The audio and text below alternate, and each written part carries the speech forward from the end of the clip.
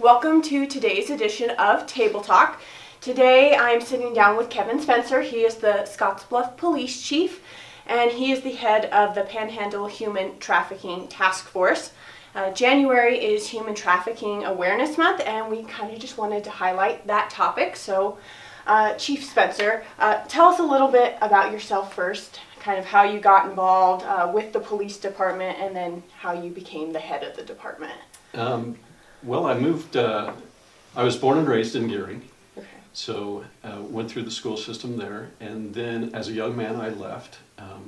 I was gone for 20 years, really wanted to get away when I was a young man, and then towards the latter end of the 20 years, I was doing everything I could to get back to the area because I realized I really loved it and this is where I wanted to be. While I was gone, I started in law enforcement in a community of about this size in Kansas. Worked there for 8 years, and then I went to a neighboring county as a deputy. Did that for a little bit of time, and then I took the chief of police job in Morrill to get back to the area. Was there for a short time, and then in 2001 I started over as a patrolman at the Scottsbluff Police Department, and just loved the department. Fell in love with patrol all over again. Enjoyed my time in patrol. Love the community. Just very glad to be here. So now I've been here at the police department for 19 years. Been the chief. It'll be 7 years in May. Wow. So that's a bigger number than it feels like, but that's it. Okay. So been the chief for 7 years and still going. Awesome. So can you explain kind of how the task force started in Nebraska? Yes. Governor Heidemann started the project. He tasked the Nebraska Crime Commission with forming a group to look at this and develop a plan, and they did. They got started. I became involved in it. They'd been going for quite a little while when I became involved, but then Governor Ricketts is elected, and he turned this over to the Attorney General's office, and they hired a guy by the name of Steve O'Meara, and he was really instrumental in developing the plan. He got a lot of the policy in writing, and I think had a very clear vision of what it should be. And then the Attorney General's office, I think Steve O'Meara retired for like the third time, Okay. and then Glenn Parks took over the effort, and he's done a tremendous job. He's still going. This is what he does for the Attorney General's office. There's also Anna Brewer, who's an investigator with the Attorney General's office. She's very instrumental in what's going on across the state. Okay. So that, and then part of the plan was to divide the state up into teams, and they largely mirror the state patrol troop areas. Okay. So we are the Panhandle team, and I'm the team leader of that.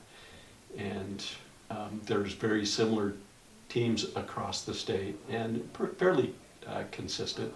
You know, they're not exact. Some of the services that are available in the eastern part of the state aren't available in the western part of the state, so there are some differences. Okay. So that's kind of the history of the Interesting. task force. Okay. So you kind of mentioned that it was going on before you came on. What inspired you to get involved in the task force in the Panhandle? You know, reading some of the data and some of the information that was out there really seemed like a definite need to do this. So anytime that I can get involved and help this effort or maybe make a difference in the Panhandle, I'm always eager to do that. Sometimes to my detriment. But this has been a very worthy project, and I've enjoyed doing it, and I plan on continuing. Okay. So what other agencies or organizations are involved in the task force, and then how do you all, I guess, come together since you're across the Panhandle to address the trafficking needs? We meet we have to meet at least quarterly. We often meet more than that. It was bi-monthly for a long time. It was monthly for a long time, and then we went to bi-monthly, and I think it's probably going to be quarterly, if not more often.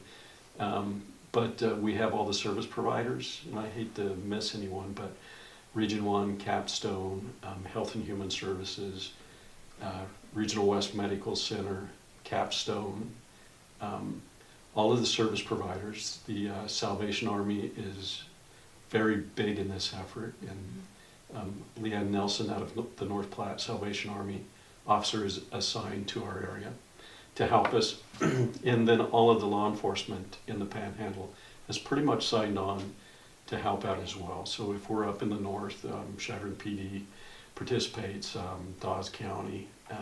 Down in the south, you have Dual County, Cheyenne County, and that includes all the prosecutors too. They're all very helpful. Wow. And that includes all of law enforcement in Scottsbluff County have signed up to help and have participated in our operations. Wow, that's awesome. It is pretty awesome. It is. That's a lot of people. So when we have a meeting, we actually have a pretty good turnout, and then we make it available on go-to meetings, so they can teleconference in. So we have a few that do that, so they don't have to drive here. Okay. But it's been very good. That's awesome. So Shared Hope International recently gave Nebraska an A grade on their human trafficking efforts. What do you think the task force importance is in addressing the trafficking across the state? I think there's a lot that goes into that. I think the public awareness, as you know, we've had a symposium here in town, but that's going on across the state. So I think just the awareness, letting people know that this is happening, what to look for, perhaps, and then educating the first responders and the public service providers and hotel, motel, anybody that we can think of to get this message to, I think has been instrumental and has helped give us a good grade. The laws that the legislature passed, we do have some very stiff penalties for anybody that is convicted of human trafficking. So I think that accounts for the good grade and just the effort of the Attorney General's office and the task forces across the state. Okay. So. Yeah. So in the past, the Panhandle Task Force has hosted seminars and events, kind of like what you just mentioned.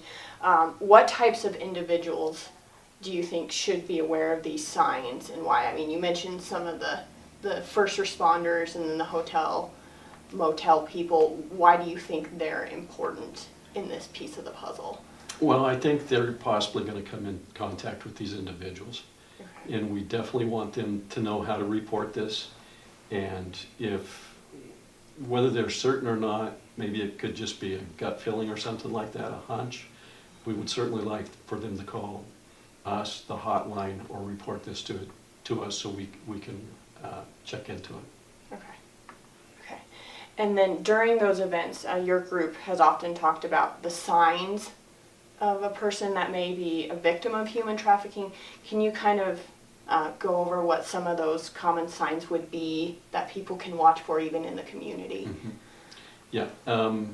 Anybody that isn't in control of their own identification, anybody that lies about their identity or maybe their age, unusual dress, maybe just not dressed for the weather or the circumstances, it's just unusual. Maybe some tattoos or some brandings. Anybody that is showing signs of abuse, of course, we want to know about that. Just things like that, things that are out of the ordinary. Okay. That we always want them to report that to us. Okay. And there have been some statistics that have cited that Scottsbluff is a hub. Yes. For human trafficking. What are you doing to kind of combat those statistics? Well, we've had operations. We're aware of those statistics. We're aware of the heat map that came out of Creighton. We've actually tried to communicate with some of those advertisements or phone numbers without a great deal of success. We are of the opinion, and I think everybody is, that when it comes to organized the organized sex industry, we think it's transient through town. So they might come here if there's appointments that have been made, but we're not convinced that those numbers are accurate. Okay. We definitely think that it happens here, and we're not in denial of that. And we've worked quite a few of these cases. Mm-hmm. So, but we are starting to wonder if some of those numbers aren't repeated across the state or are bots on the internet. Interesting. Yes. Okay. And that's coming from our investigators that are trying to communicate. And not having any luck. And not having any luck. Now, something happened during this time too. Most of the communication used to be on Backpage. And so that's where you went if you wanted to work these type of cases, and since that page has been taken down. Mm-hmm. So there have been several other pages that have popped up. Okay. There's some other factors to consider too. In the beginning, naturally, we weren't the best at this. You know, we didn't know how to talk the talk. Yeah. And so there's been kind of a learning curve to develop those skills. And I think we've done that. So if I'm a new officer coming on and I want to be part of this task force, what trainings would I go through to be prepared? Initially, we would have you attend just the regular 101 officer training. It's what to look for, what to ask. So, and just, it's a real strong awareness type of training, so that if you run into, and we've had this happen, we've had our patrol personnel out late at night on a weekend night, and they've ran into a case, and at first it didn't make a lot of sense, and they kind of slowed things down, and they got the victim, who they didn't really realize what she was a victim of at the time, back to the station and talking to her, and called in one of our investigators once it really started to make sense, and everybody did a great job. What our struggles with that case, we didn't have any services in our area for that person, and we ended up taking them clear to Omaha to put them in a shelter so that they would be safe, and they were provided the services that they need. Okay. So since then, do we have any services in the area? no, but we have a better plan to Okay. get them services. Okay. That's always good. Yeah, you know, that first time, you're kind of just struggling to see where they need to go or find a spot for them to go. And Yeah. now we've identified those, and if we have to take them across the state, then so be it. But Yeah. we're determined that we'll get them the services that they need. Okay. We often see a lot of posts on social media from people, and they're saying, you know, they've been approached by some stranger at a local shop or something, and they're trying to abduct them for human trafficking. How often are you getting those reports, and how often are they legitimate? You know, when we first started this effort, there were a few of those. And I think that was part of the awareness or education process. That's really not what we're talking about. There's not a lot of abductions in this. These are usually grooming events where somebody's groomed or very vulnerable, and over time they're coerced into doing this. Fraud, force, or coercion are the elements of this. Most time, human trafficking or human traffickers aren't willing to kidnap somebody because they're going to call a lot of attention to themselves, and that's a different crime, and a very egregious crime that we want reported too, and we'll investigate that, but that's generally not what we're talking about here. So I think once we got that awareness out there, and we're not seeing a lot of abductions, I think those have kind of tapered off a little bit. But I think we did kind of scare the public a little bit when we started this effort. So no fault to them. I think it was just the information that was given and a natural reaction. Yeah. So what do you think some of the misconceptions are about human trafficking? Probably that it doesn't happen here, maybe. Exactly what it is. You know, old days of working prostitution cases, now the presumption is that that person is a human trafficking victim, and that's the way we approach it. Not to say that that's not still an industry or a crime, but we presume them to be victims and work it from that angle. Okay. So when we do an operation, we're not generally out there to arrest prostitutes. We're out there to rescue victims and arrest human traffickers. Okay. That's our purpose of our operations. Okay, that makes sense. So in the future, does the task force have any plans for offering like educational events in the area or statewide? We're in talks right now. Okay. I think a lot of the educators and maybe some of the other service providers want to have a training. And it sounds like we'll be able to come up with a four-hour block of training so that we can do this without all of the work that goes into a symposium. We would like to do that in the future. We don't have plans to right now, but that was a very successful event.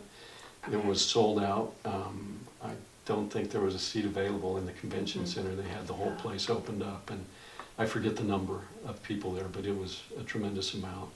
So wouldn't mind doing that again, but right now I think we need to formulate a shorter training that we can provide to anyone that requests it. Okay. And so how can people, I guess, reach out to you or the task force if they want to learn more about what's going on? There's a few things they can do. They can call the police department and ask for me or somebody on the team. I do have an investigator, Brandy Bruns, that's identified as one of the primary investigators for the team. There's also an NSP, Nebraska State Patrol investigator, Cassie Waglin, that's named as an investigator for the team. So they are great sources of information. I'd be glad to talk to them if they need information. There's also a website called the Polaris Project, and it's dedicated to human trafficking, and there's a bunch of information there. There's a bunch of information available out there. Okay. So on the internet, they can call us. We want them to have this information, so however they choose to get it. Okay, awesome.